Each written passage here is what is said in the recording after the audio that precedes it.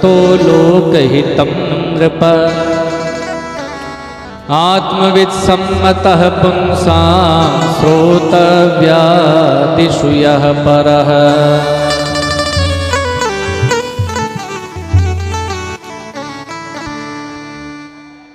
महाराज परीक्षित को जब सुखदेव जी ने गंगा तट पर भागवत कथा सुनाई, उस समय कलयुग प्रारंभ हो चुका था।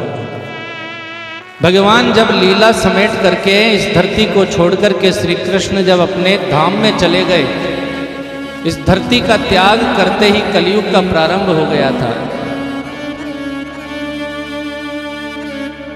सुखदेव जी कहते हैं आगे कलयुग का बड़ा समय विचित्र आएगा परीक्षित। तुमने जो जिज्ञासा व्यक्त की है ये बहुत बड़ी बात है, क्योंकि आगे कलयुग के समय में प्राणी सब चीज के लिए समय देगा, लेकिन भगवान के लिए समय नहीं होगा।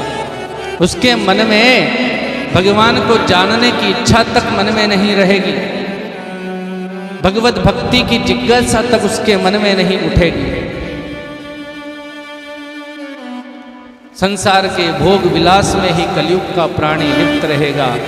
तुमने ऐसे लोगों के कल्याण के लिए बड़ा सुंदर प्रश्न किया है। बड़ा छोटा जीवन रह जाएगा कलयुग के प्राणी का। कलयुग में औसत उम्र जो है 100 वर्ष की निर्धारित है शास्त्रों के अनुसार, परंतु आज के असंयमित दिनचर्या के कारण, अस्त व्यस्त खान पान के कारण आज की औसत उम्र तो महाराज कहाँ 100 वर्ष की, मात्र औसत उम्र 60 वर्ष की बची है वर्तमान में। हमारी उम्र में 45 से 50% जो समय है, आधी उम्र लगभग, वो तो सोने में बीत जाती है। निद्रिया ह्रियते नक्तं व्यवायेन च वावया। रात निकल जाती है परीक्षित सोने में, और दिन निकल जाता है संसार के कामकाज करने में। तो संसार में जीता हुआ ये जो प्राणी है, स्त्री पुत्र परिवार में इसका मन ऐसा अटक जाता है कि उनकी सेवा करना ही परम कर्तव्य समझता है, परंतु ये प्राणी भगवान को भूल जाता है और अपनी मृत्यु को देखकर भी अनदेखा करता रहता है। करिष्यामि करिष्यामि करिष्यामि इति चिंतयेत्। ऐसा करूंगा, ऐसा करूंगा, ऐसा हो जाएगा, वैसा हो जाएगा। दिन भर इन बातों का चिंतन करता है, पर मरिष्यामि मरिष्यामि मरिष्यामि इति विस्मृत। मैं कभी मरूंगा इस बात को ये प्राणी भूल जाता है। ये बड़ी विडंबना है इस संसार की। दूसरे की मृत्यु को देखने के बाद भी, अपनी आंखों से दूसरे की मृत्यु को देखने के बाद भी प्राणी सजग नहीं होता, ये बहुत बड़ा आश्चर्य है। इसलिए जिसे मृत्यु को सुधारना है उसे एक ही काम करना चाहिए परीक्षित। तस्माद् भारत सर्वात्मा भगवान ईश्वरो हरि श्रोतव्यः कीर्तितव्यश्च स्मर्तव्यचिच्छता भयम्। जिसको अपनी मृत्यु को मंगलमय बनाना है, सुधारना है, उसे भगवान श्री हरि की शरण में आ जाने चाहिए। भगवान श्री हरि की लीलाओं का श्रवण करना चाहिए, श्रोतव्य, उन्हीं के नाम का कीर्तन करना चाहिए, उन्हीं का स्मरण करना चाहिए। एतावान् सांख्य योगाभ्याम स्वधर्म परिनिष्ठया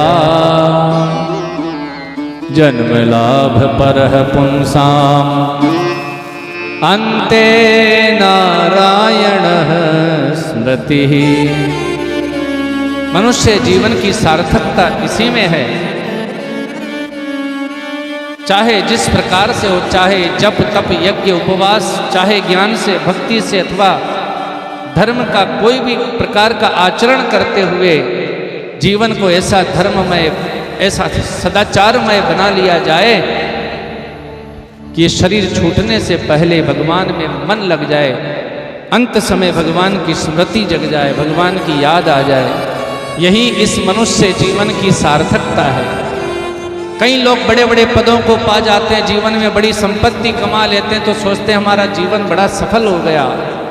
बंधुओं, जीवन में सफलता मिलना अलग बात होती है। बड़े बड़े पदों पर पहुंचना ये सफलता है। जीवन में सफलता करोड़ों लोगों को मिल जाती है, कोई बड़ी बात नहीं है। जीवन में सफलता मिलना अलग बात है, पर जीवन की सार्थकता ये अलग विषय है। जीवन की सार्थकता तो केवल भगवान से है। कर से कर्म, तो क्या फिर परिवार के लिए कामकाज न करें? किसने मना किया परिवार को पालने के लिए? कल की कथा में आपने सुना ना, परिवार का जो प्रत्येक सदस्य है उसे अपने कर्तव्य का पालन करना चाहिए। मुखिया के रूप में यदि पिता के रूप में है तो परिवार का पालन पोषण करना चाहिए कर्तव्य बुद्धि से। भाई बहन के रूप में, स्त्री के रूप में, पति पत्नी के रूप में हर प्रकार से अपने कर्तव्य का पालन करना चाहिए। पर ये जो कर्तापन की भावना है ना कि मैं कर रहा हूं, इस प्रकार के इस विचार से बचने का प्रयास करना चाहिए। करने कराने वाला तो कोई और है।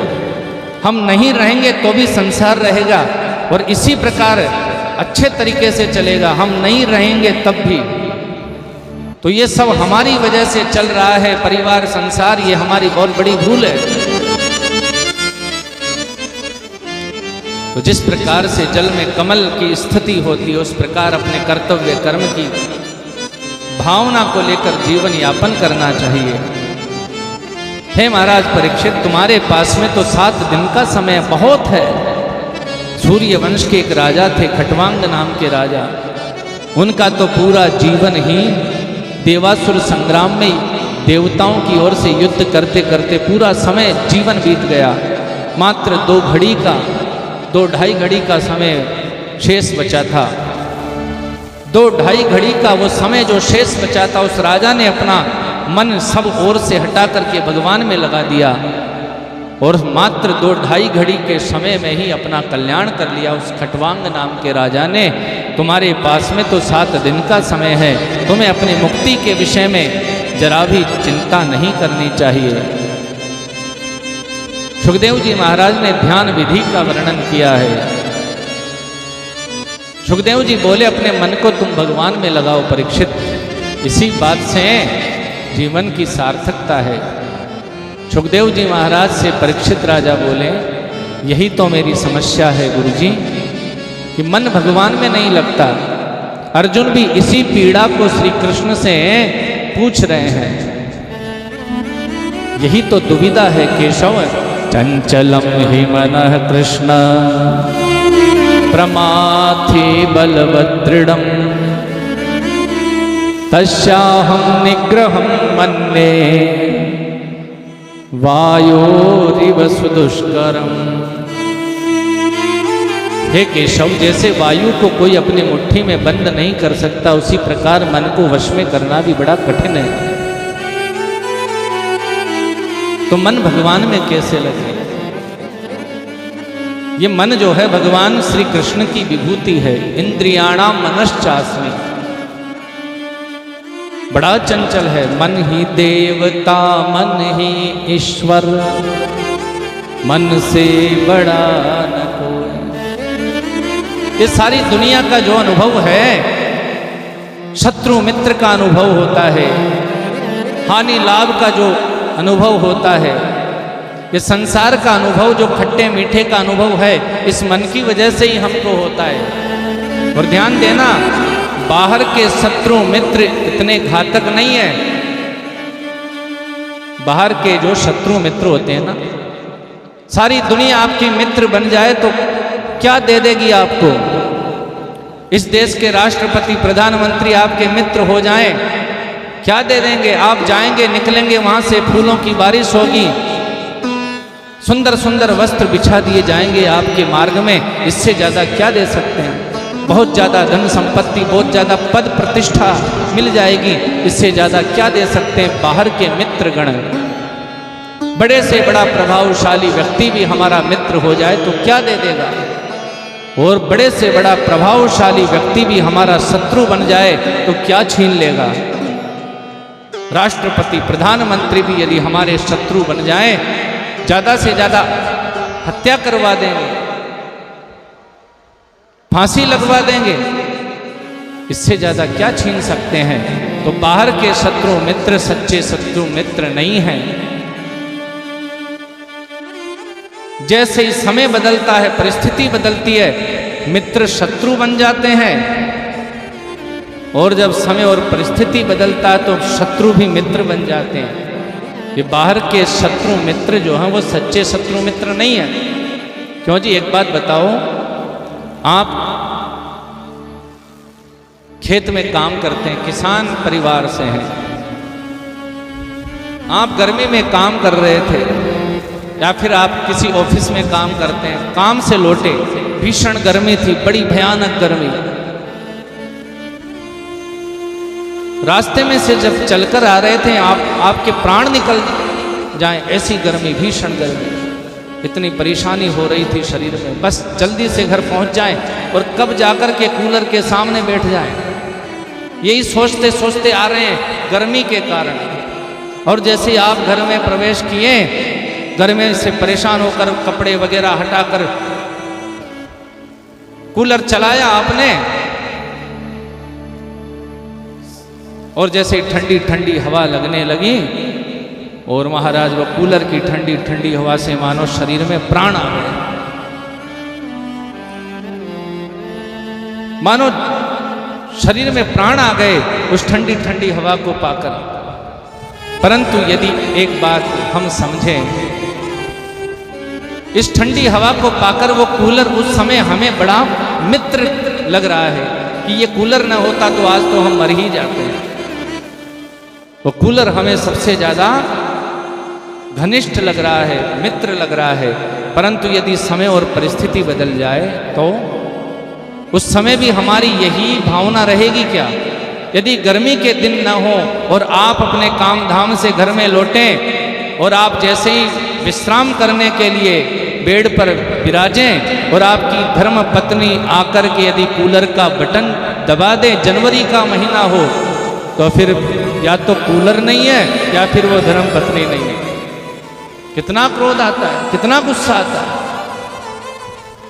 एक देश काल परिस्थिति में जो कूलर सुख पहुंचा रहा है, समय और परिस्थिति बदलते ही वही कूलर यदि चला दिया जाए सर्दी के दिनों में तो वो दुख का कारण बन जाता है। इसलिए संत जन कहते हैं कि बाहर के शत्रु मित्र सच्चे शत्रु मित्र नहीं है। मित्र शत्रु हो जाते हैं समय बदलते ही, और शत्रु मित्र बन जाते हैं। सच्चा शत्रु मित्र तो हमारा ये मन है। यदि इस मन को हमने मित्र बना लिया तो 84 लाख योनियों के दलदल से गिरने से हमें बचा लेगा, भगवान को मिला देगा, भगवत प्राप्ति करा देगा हमारा ये मन। और इस मन को यदि हमने शत्रु बना लिया तो 84 लाख योनियों के दलदल में हमको पड़ना पड़ेगा। पुनरपि जन्मम पुनरपि मरणम पुनरपि जननी जठरे शयनम। बड़ा भयानक शत्रु है ये मन। और इस मन की विशेषता है, जहां से हम इससे हटाने का प्रयास करते हैं वहीं पर ज्यादा जाता है। हमको कोई व्यक्ति किसी काम को करने के लिए मना कर देवे ना, उसी काम को करने की इच्छा होती है कि इस काम के करने के लिए मना किया है, अब तो ये काम तो करना ही है। ये मन की विशेषता है। तो बड़ा चंचल होता है मन। चंचलम ही मन है कृष्ण, बड़ा प्रमाथी है। मन का रतन रख जतन से अनाड़ी, साधकों के लिए संतों ने निर्देश दिया है। इस मन को साधना चाहिए। मन को जिसने साध लिया मानो उसने सब कुछ कर लिया, सारी साधनाएं कर ली। मन का रतन रख जतन से अनाड़ी, यहां खूब चोरों की बस्ती है भारी। अरे प्राणी, इस शरीर में काम क्रोध लोभ मोह ये सब चोर निवास करते हैं। इसलिए साधक को चाहिए कि इस मन रूपी रतन को बड़ा जतन से संभाल करके रखे। थोड़ी सी असावधानी घटी, ज्ञानी थके रे गुमानी, यहाँ पल में लुट जाए लाखों का डेरा। विश्वामित्र जी महाराज ने हजारों वर्षों तक तपस्या की, थोड़ा सा मन पिघला, मेनका नाम की अप्सरा पर मन लगा, हजारों वर्षों की तपस्या पर पानी फिर गया महाराज। पल में लुट जाए लाखों का डेरा। सोबरी ऋषि की कथा कौन नहीं जानता। यमुना के जल में प्रसंग करते हुए नर और मादा मछली को देख लिया। राजा मानधाता के पास में आकर विवाह की याचना करने लगे। कई वर्षों तक कामोपभोग किया, 10,000 वर्ष बीत गए, ऐसा डूब गए, पूरी तपस्या पर पानी फिर गया हमारा।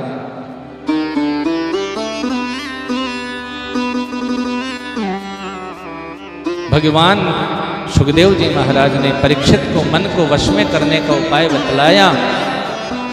जिसे अपने मन को वश में करना है, एक आसन पर बहुत देर बैठकर के ध्यान करने का अभ्यास करना चाहिए। जिसे अपने मन को वश में करना है, प्रतिदिन प्राणायाम करना चाहिए। जिसे अपने मन को वश में करना है परीक्षित, उसे अच्छे लोगों का संग करना चाहिए। शराबी, मांसाहारी, वेश्यागामी पुरुषों का संग खुला हुआ नरक का दरवाजा है, और भगवान के भक्तों का, सज्जन पुरुषों का संग खुला हुआ मुक्ति का द्वार है। इसलिए अच्छे लोगों की संगति करना चाहिए, क्योंकि हमारे जीवन में सद्गुण भी आते हैं संग से, और हमारे जीवन में दुर्गुण भी आते हैं संग से। अपनी इंद्रियों को बाहर की ओर भटकने से रोकने का, संयम का अभ्यास बनाना चाहिए, जितेंद्रियता। और इस प्रकार भगवान का प्रतिदिन ध्यान करना चाहिए। ये पूरा 14 लोकों का ब्रह्मांड मानो भगवान नारायण का स्वरूप है। पाताल में तस्य हि पादमूलम पठन्ति पार्ष्णे प्रपदेर सातलम महातलम विश्वसृजोऽथ गुल्फो तलातलम वै पुरुषस्य जन। ये संपूर्ण 14 लोकों का ब्रह्मांड भगवान नारायण का विग्रह है। पाताल लोक को विराट नारायण के तलवे, भगवान विराट नारायण की एड़ियां और पंजे रसातल लोक कहा गया है। एड़ियों के ऊपर जो गुल्फ होते हैं, जो गांठें होती है, वे महातल। पैर की दोनों पिंडलियां तलातल लोक है। पृथ्वी से नीचे 7 लोक हैं, पृथ्वी से ऊपर 7 लोक हैं। भगवान के कमर से नीचे के जितने अंग है वो नीचे के 7 लोक हैं। भगवान के कटी प्रदेश से ऊपर के जो अंग हैं वो मानो ऊपर के 7 लोक हैं। प्रतिदिन भगवान का ध्यान करने से ये मन वश में होता है। विराट नारायण का वर्णन किया है। ये मानो संसार जो है ये विराट नारायण का स्वरूप है। अग्नि को भगवान का मुख कहा गया है। अग्नि और ब्राह्मण भगवान के मुख हैं।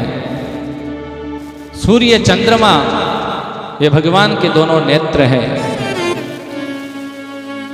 अंतरिक्ष कोश भगवान नारायण का नेत्र कहा है, और इसमें देखने की जो शक्ति है वो सूर्य भगवान है। भगवान की दोनों पलकें गिरती हैं तो मानो रात और दिन हो जाते हैं। उनका भ्रू विलास मानो ब्रह्मलोक है। जिस प्रकार हमारे शरीर में हड्डियां होती है, अस्थियां होती है, वैसे ही विराट नारायण की अस्थियां ये पर्वत हैं। ये पृथ्वी पर जितने भी पर्वत हैं ये विराट नारायण की अस्थियां हैं। जितनी भी नदियां हैं ये विराट नारायण के शरीर की नसें हैं, नाड़ियां हैं। जितने भी वृक्ष हैं पृथ्वी पर, ये सारी की सारी वनस्पतियां विराट नारायण के शरीर के रोमे हैं। जहाँ जहाँ तक हमारी दृष्टि जाती है और इससे भी परे इस संसार में चर अचर जड़ चेतन जो कुछ भी हमें दिखाई देता है सब कुछ भगवान ही है। ये भगवान का विराट स्वरूप ही है। ये भगवान नारायण का, विराट नारायण का स्वरूप बताया गया है। मध्य मुक्ति और क्रम मुक्ति का बड़ा सुंदर वर्णन किया गया है सज्जनों। बोलिए भक्तवत्सल भगवान की जय। तेरे चरण कमल में श्याम लिपट जाऊं रज बन के। तेरे चरण कमल में श्याम लिपट जाऊं रज बन के। तेरे चरण कमल में श्याम लिपट जाऊं रज बन के। तेरे चरण कमल में श्याम लिपट जाऊं रज बन के। हो लिपट जाऊं रज बन के। लिपट जाऊं रज बन के। लिपट जाऊं रज बन के। तेरे चरण कमल में श्याम लिपट जाऊं रज बन के।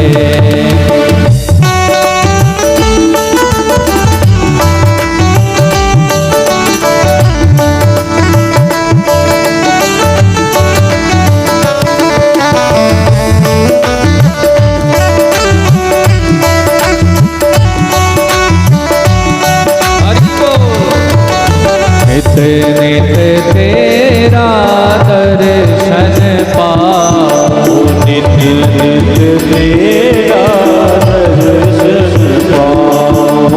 नित नित तेरा दर्शन पाऊं। नित नित तेरा दर्शन पाऊं। हर्ष हर्ष के हरि गुण गाऊं। हरस हरस के हरि गुण गाऊं। हर्ष हर्ष के हरि गुण गाऊं। हरस हरस के हरि गुण गाऊं। मेरी नस नस में बस जाओ श्याम लिपट जाऊं रज बन के। मेरी नस नस में बस जाओ श्याम लिपट जाऊं रज बन के। तेरे चरण कमल में श्याम लिपट जाऊं रज बन के। तेरे चरण कमल में श्याम लिपट जाऊं रज बन के।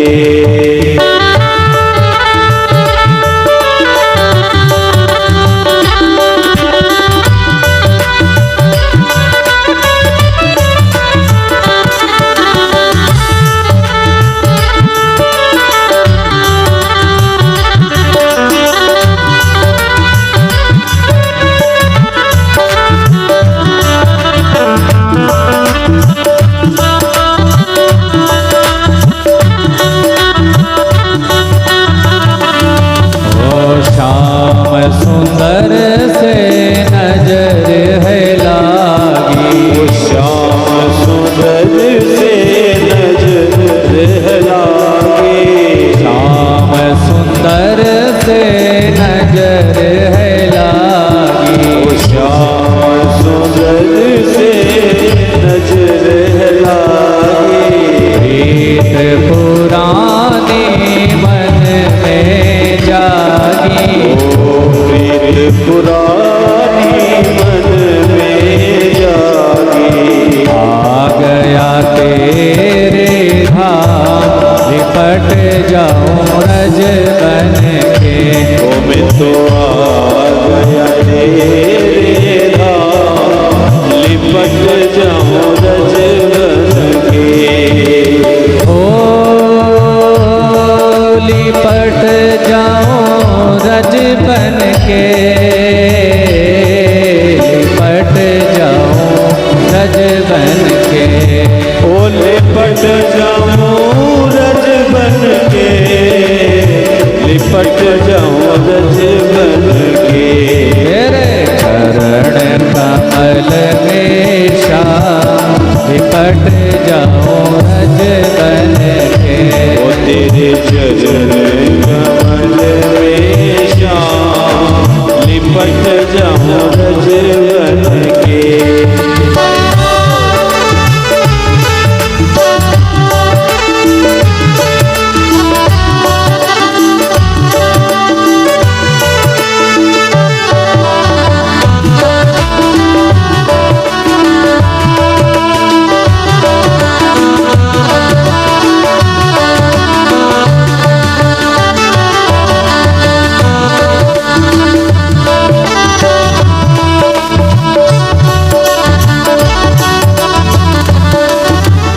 नित नित तेरा सुमिरन होए। नित नित तेरा सुमिरन होए। नित नित तेरा सुमिरन होए।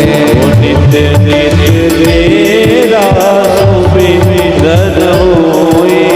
सब कुछ तुझ पर अर्पण होवे। सब कुछ तुझ पे अर्पण होवे। सब कुछ तुम पर अर्पण होवे। सब कुछ तुम पर अर्पण होवे।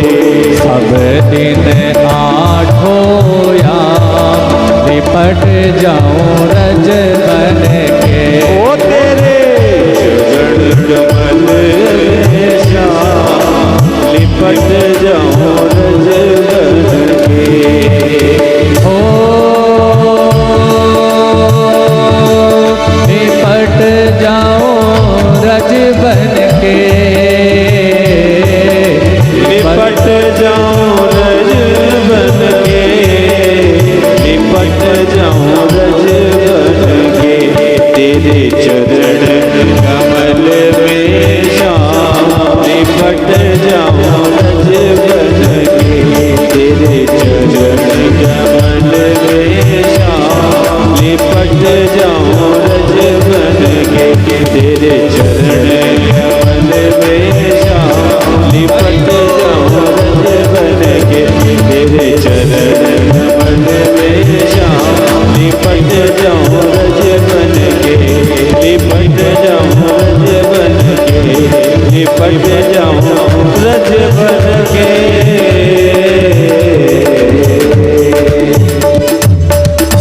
बोलिए भक्त वत्सल भगवान की जय। सुखदेव जी महाराज ने सुंदर मंगलाचरण किया है सज्जनों।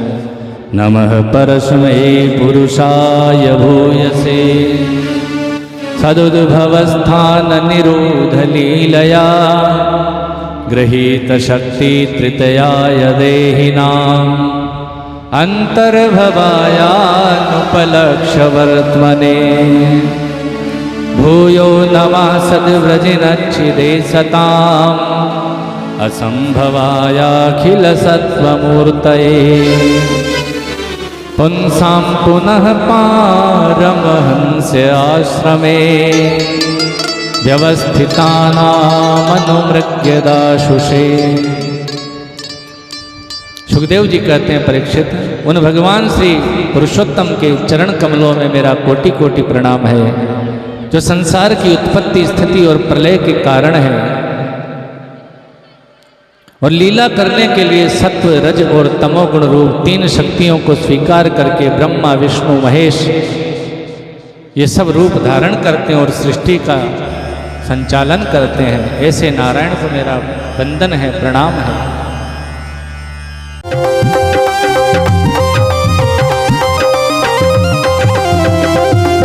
अरे मोह माया में भूल गयो तू कर रियो थारी मारी। मोह माया में भूल गयो तू कर रियो थारी मारी। ज्ञान धर्म की बाता के वाजद तन लागे खारी। ओ ज्ञान धर्म की बाता के वाजद तन लागे खारी। जरा सो थोड़ो सो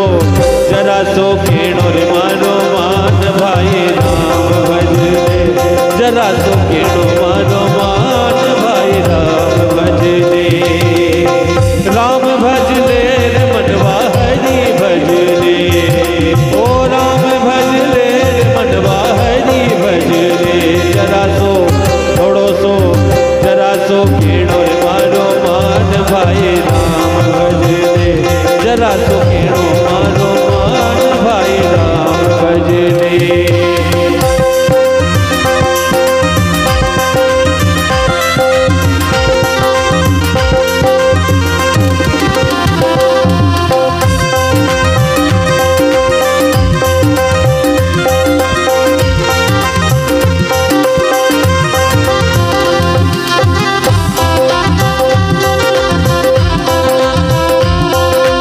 मुट्ठी बांदर आयो जगत में हाथ फसारियो जासी, मुट्ठी बांदर आयो जगत में हाथ फसारियो जासी, दान धर्म की कर ले कमाई बाही आड़े आसी, दान धर्म की कर ले कमाई बाही आड़े आसी। जरा सो थोड़ो सो चढ़ी सो घेणो रे मारो मान भाई राम भजले जरा सो घेणो मारो मान भाई राम भजले। राम भजले मनवा हरि भजले, राम भजले मनवा हरि भजले जरा सो थोड़ो सो जरा सो घेणो रे मारो मान भाई राम भजले जरा सो घेणो मारो मान भाई राम भजले।